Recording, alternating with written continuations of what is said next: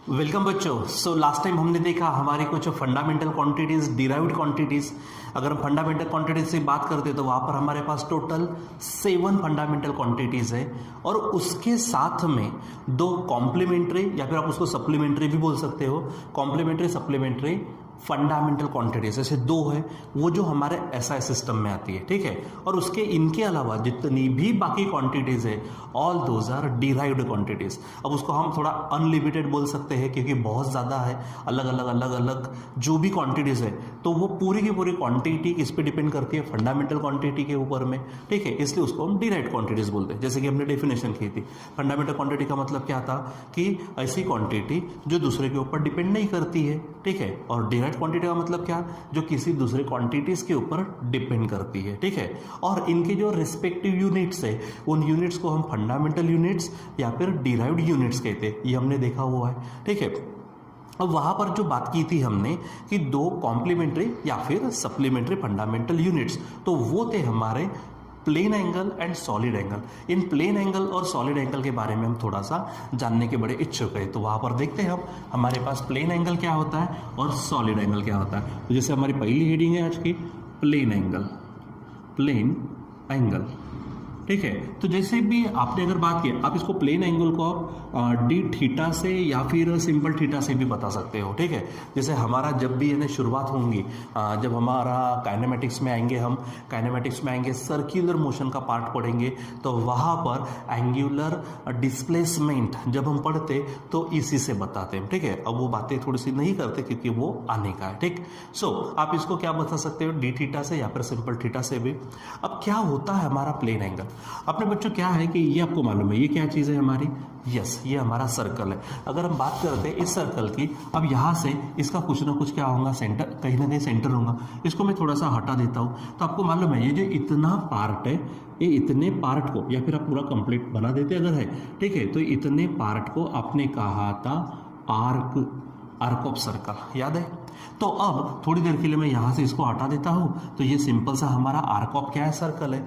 इस arc of circle पर अगर बात करते हैं तो ये एंड पॉइंट है, ये एंड पॉइंट है। मान लीजिए कि ये ए बी हमारे पास आर्क है, लिखते कैसा हम, आर्क ए बी, सिंपल ऐसा लिखते हैं, या फिर ए बी के ऊपर में ऐसा बताते तो वो आर्क ए बी कहलाता, ठीक। ये हमारा 10 क्लास का पार्ट है। अब अगर मान लीजिए कि ये जो हमारा सेंटर था, यहाँ पे ये एंड पॉइंट यहाँ ऐसा जोड़ दो और यहाँ से इसको आप जोड़ दो, तो याद करो आपने कभी तो भी, अगर मैं इसको फिर से बनाऊँ तो आपने इसको सेंट्रल एंगल कहा है, क्या कहा था, सर्कल की भाषा में अगर बात करते तो ये हमारा क्या है, सेंट्रल एंगल। और यही सेंट्रल एंगल और कुछ नहीं है, वो हमारा है प्लेन एंगल, ठीक है। या फिर इस प्लेन के ऊपर, बोर्ड के ऊपर जो भी एंगल आप निकाल सकते हैं, all those are plane angle, ठीक है। सो प्लेन एंगल की अब बात करते तो किससे बनता है, ये जो सेंट्रल एंगल है, तो सेंट्रल एंगल बना किससे, ये जो आपका आर्क ऑफ सर्कल है, आर्क ऑफ सर्कल से ही सेंटर पर हमने जो एंगल बना दिया, that angle is called as plane angle या फिर सिंपल एंगल बोलेंगे हम, ठीक है।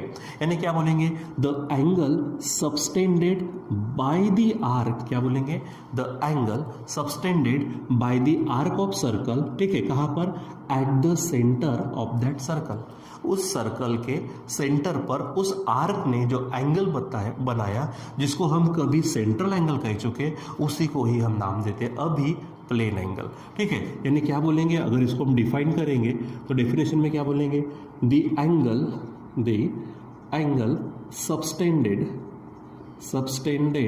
अब सबटेंड करने का मतलब क्या, बनाना, ठीक है।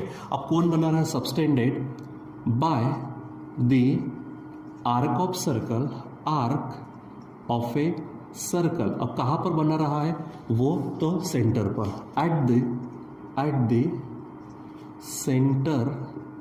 The centre of that circle, of that circle या फिर ऑफ दैट आर्क भी आप बोल सकते हो, ठीक है। अब अगर यहाँ पर हमारे पास में जैसे कहा मैंने कि the angle subtended by the arc of circle at the centre of the circle, ठीक है। सो यहाँ पर हमने देखा था ये हमारा सेंट्रल एंगल हो गया और इसी को हम नाम क्या देंगे, प्लेन एंगल, ठीक है। अब थोड़ा सा इस चीज़ को देखो ध्यान दो, जैसे कि हमने कभी ये यहाँ से शुरू करने के बाद पूरा का पूरा यहाँ पर वापस आते हैं तो इसको हमने सरकमफ्रेंस कहा था, जिसका फार्मूला 2πr था, ठीक है। पूरे सर्कल की लेंथ यानी सरकमफ्रेंस यानी 2πr। अब बच्चों मुझे अगर मान लीजिए सिर्फ इतना पोर्शन चाहिए, जैसे ये आर्क, ठीक है, यानी क्या कहेंगे, length of arc A B अगर चाहिए तो आपने पढ़ा हुआ था, याद करिए, पूरा का पूरा क्या था 2πr, और उसको सिर्फ मल्टीप्लाई करना था थीटा अपॉन 360, यानी ये बन जाता थीटा अपॉन 360 इंटू 2πr। तो ये यहाँ पर क्या देता हमको, यहाँ पर इस आर्क की लेंथ। अब थोड़ा सा देखो, इस लेंथ ऑफ आर्क को मैं सिंपली एल कह लेता हूँ 2 मिनट के लिए। अब बच्चों मैंने इसके पहले भी थोड़ा हमने देखा है ट्रिग्नोमेट्री में, यहाँ पर ये जो पाई है, पाई की वैल्यू क्या थी 180, तो 2π की वैल्यू क्या हो जाएगी 360, यानी ये 2π का मतलब अगर है 360 तो ये इसके साथ चला गया, तो 2 मिनट के लिए बात करते तो थीटा इंटू आर हो जाएगा। अब हम थीटा को अकेला करते हैं, यानी theta is equal to R, अब नीचे आएगा यानी यल अपॉन आर होगा। अब यल क्या थी हमारी, यल है हमारे पास में लेंथ ऑफ आर्क, यानी ये है, ठीक है। सो अगर मैं बात करूं अब एंगल की, ठीक है, तो एंगल की डिफाइन तो कर लिया। अब उसका फार्मूला अगर बात करते हैं तो ये यल यानी लेंथ ऑफ आर्क, और आर हमारा क्या है, रेडियस ऑफ सर्कल, ठीक है। इसलिए हम यहाँ पे कहेंगे कि it is plane angle is given by, यानी इट इज गिवन बाय क्या बोलेंगे, तो plane angle theta is equal to, या फिर हमने जो यूज़ किया है डी थीटा, तो D theta is equal to length of arc, क्या बोलेंगे, length of arc upon radius, length of arc upon radius. तो ये हमारे पास होगा फार्मूला किसका, प्लेन एंगल का, ठीक है। ये प्लेन एंगल का formula length of arc upon क्या, रेडियस। तो आप उसको लेंथ ऑफ आर्क को है तो आप यल बोल सकते हो, ठीक है। अब डिपेंड करता है कि आप कौन सा वर्ड यूज़ करते हैं, ठीक है। सो सीधा हम बोलेंगे theta is equal to L by R, आप यूज़ कर सकते हो, ठीक है। तो ये होगा। और रही बात इसके यूनिट की, तो ये हमारे पास प्लेन एंगल है, ऑलरेडी हमने इसके यूनिट को रेडियन कहा है, ठीक है। जब हम हमारे मैथमेटिक्स में भी एंगल सिस्टम देखेंगे वहाँ पे हमको अलग अलग सिस्टम मिलती है, ठीक है। तो सिस्टम के अनुसार हम पढ़ेंगे जो वहाँ पर। इसका यूनिट आपको ध्यान में रखना है, कौन सा यूनिट है इसका, ऐसा यूनिट, ठीक है। तो ऐसा यूनिट है इसका रेडियन, ऐसा यूनिट है रेडियन, आप उसको आरडी या फिर आरडी भी बोल सकते हो, ठीक है। तो ये हमारा है प्लेन एंगल, ठीक। अब बात करते हैं, जैसे कि मैंने यहाँ पे इतना ही एंगल लिया, ठीक है। थोड़ा सा इसको रिमूव कर देता मैं। अब जैसे देखो आप यहाँ पर हमने अभी के अभी कौन सी बात की कि प्लेन एंगल, तो प्लेन एंगल यानी हमारे लिए अगर बात करते हैं ज्योमेट्री के अनुसार, तो ये जो एंगल होता है यही हमारा क्या है, डी थीटा है, सेंट्रल एंगल है, वही हमारा प्लेन एंगल है। अब मैं बात करता हूँ पूरा का पूरा ये एंगल, तो अगर हम 10th में फिर से वापस जाते तो मैंने आपको बताया था पूरा, यानी पूरा सर्कल का जो मेज़र है, पूरे सर्कल का मेज़र होता है हमारे पास में 360 को आप 2π बोल सकते हो, ठीक है। यानी जैसे यहाँ पर हमने क्या किया, क्या कहा, plane angle subtended by the arc यानी छोटा सा सर्कल का टुकड़ा। अब मैं पूरे सर्कल की अगर बात करता हूँ, यानी ये वर्ड क्या होंगे, the angle subtended by the whole circle, क्या बोलेंगे अब, the angle subtended by the whole circle. So यहाँ से पूरा का पूरा, जैसे अगर ये इतना सा पार्ट है, कुछ ना कुछ एंगल है, अगर इसके मैं पार्ट बना दूँ तो ये यहाँ से 90 होगा, 90 होगा, 90 होगा, 90 होगा, सबको अगर यहाँ से ऐसा मिला दूँ तो ये पूरा एंगल बनेगा 360 मतलब 2π, ठीक है। तो इसको आपको ध्यान में रखना है, स्टार पॉइंट के हिसाब से क्या बोलेंगे हम, angle subtended by the whole circle, angle subtended by the whole circle, ठीक है। तो यहाँ पे बोलेंगे थीटा इज इक्वल टू, आप उसको बोलेंगे यहाँ पर थीटा इज इक्वल टू, आप एक्चुअली ये इंटीग्रेशन का पार्ट समझेगा नहीं, एक काम करते हैं, इंटीग्रेशन डी थीटा ऐसा लिखा जाता, तो हटा दो इसको क्योंकि हमारा वो होने का है, तो डायरेक्ट बोलेंगे 2π, ठीक है, 2π रेडियन या फिर 360 डिग्री, ऐसा आप सीधा सीधा ध्यान में रखेंगे। यानी छोटे से अगर निकालना है प्लेन एंगल तो length of arc upon radius, यानी D theta is equal to L by R बोल सकते हैं आप, ठीक है।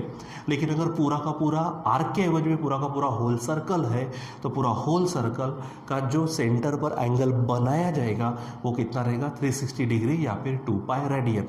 ये जो सिंबल होता है वो रेडियन का सिंबल है, ठीक है। तो ये आपको ध्यान में रखना है। अब इसी प्रकार हमारे पास है दूसरा, वो है सॉलिड एंगल। वो क्या है, सॉलिड एंगल। अब बात करते बच्चों, इसको देखो, अगर आप इसको डी यानी अपनी इसका फार्मूला देखा यानी सिंबल देखा होगा, अब बताओ ये किसका सिंबल है, यस ओहम के लिए यूज़ करते हैं यानी वो रेजिस्टेंस वगैरह, लेकिन इसको पढ़ते हैं ओमेगा। या तो जैसे इसको डी थीटा या फिर थीटा से लिखते, आप इसको डी यानी इस तरह से लिख सकते हो, ठीक है, या फिर आप इसको सीधा सीधा ओमेगा से भी बता सकते हो, ठीक है, या तो डी ओमेगा इस तरह से बदलो या फिर ओमेगा इस तरह से, ठीक।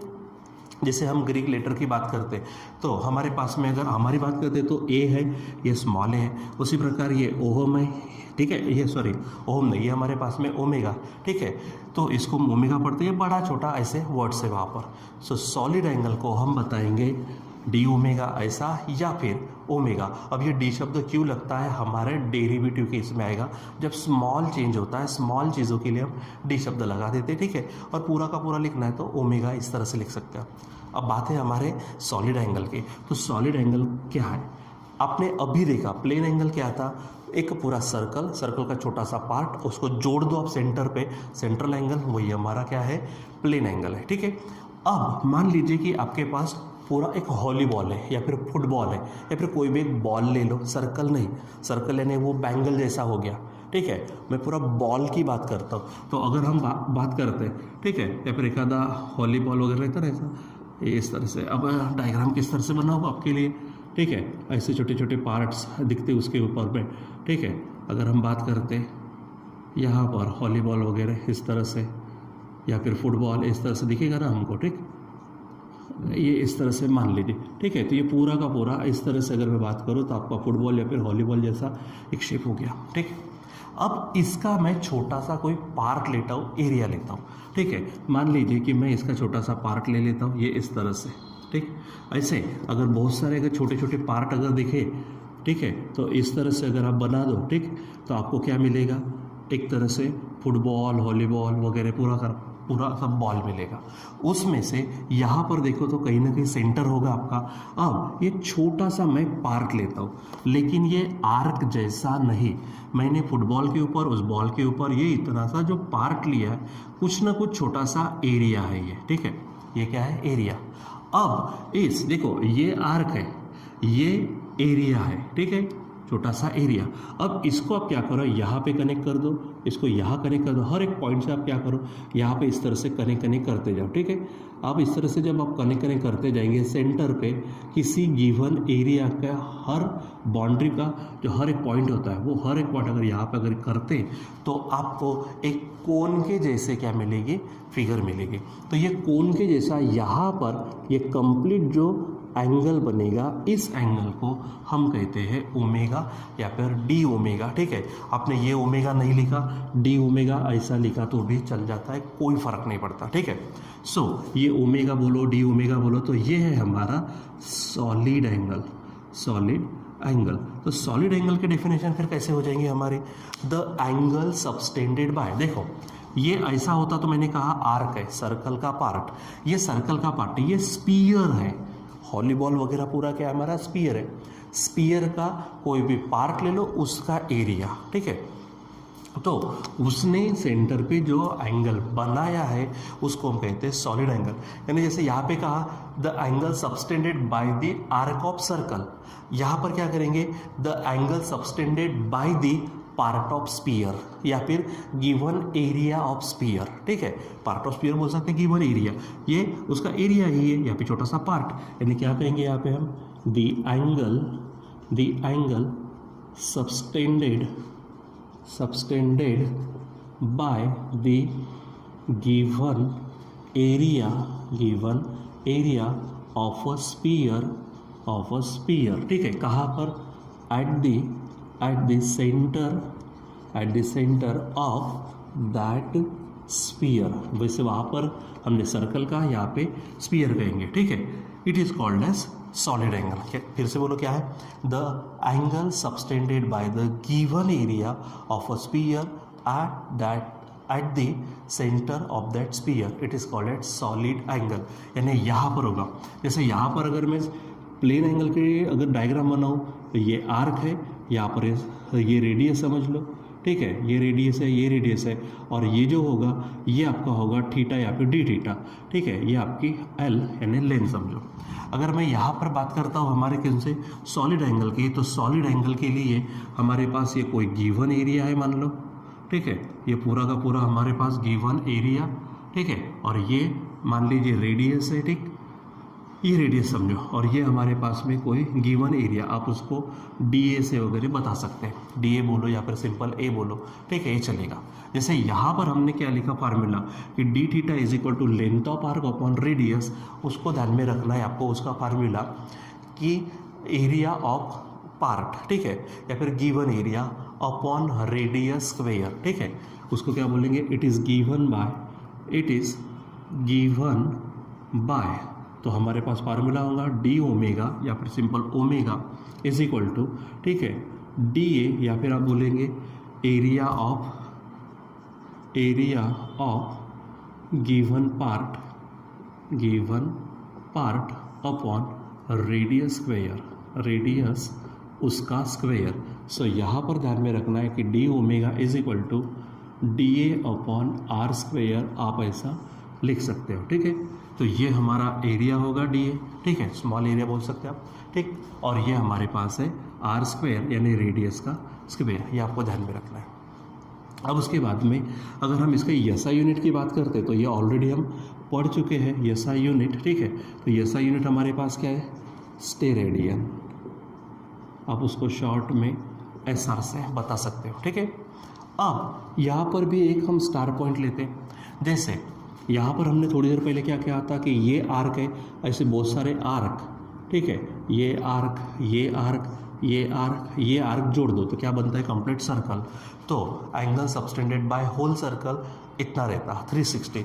उसी प्रकार जैसे अगर मान लीजिए कि अभी मैं बात करता हूँ, ये एक एरिया हो गया, ये दूसरा एरिया, तीसरा एरिया, इस तरह से एरिया, ठीक है, ये पूरे के पूरे आप क्या कर लो, ये पूरा एरिया अगर बात करते हैं पूरा मिला दो और सेंटर पे सबको जोड़ देंगे तो आपको जो कंप्लीट सॉलिड एंगल मिलेगा, angle subtended by whole circle, यहाँ पर बोलेंगे सॉलिड एंगल, एंगल यानी यहाँ पर प्लेन एंगल, हाँ, यहाँ पर होगा सॉलिड एंगल सबटेंडेड बाय